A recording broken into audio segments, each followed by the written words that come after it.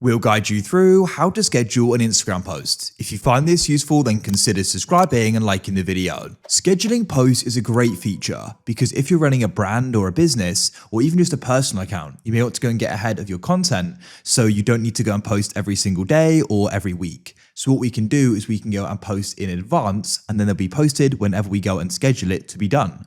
So to go and get started with this, you want to come onto Instagram, and then what you need to do is you need to go to the bottom right, come to your profile page. We'll then go to the top left and press the plus button, and you want to go down and you can go and select post. Now what you can do is go and choose what you want to go and post. So for example, I may want to go and do this picture here. I've got it selected. Now you can do multiple as well if you want to, by the way. Then you can go and press next in the top right. Of course, you can add audio, text, overlay, filters, and edits as well. And then what you can do is you can go and press next in the bottom right. And now we can start completing our post. So go and add in your caption. I could go and put daily post if you post every day, or do whatever you want. Of course, you can add a poll, add a prompt, basically go and start doing the post as you usually would. Once again, here you can go and choose a song. Then we can press the arrow.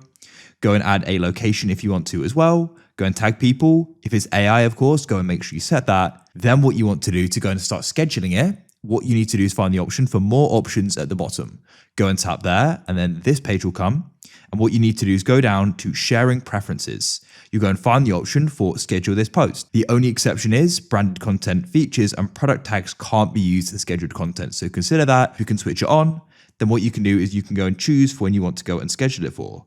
As you can see, we can go quite advanced as well.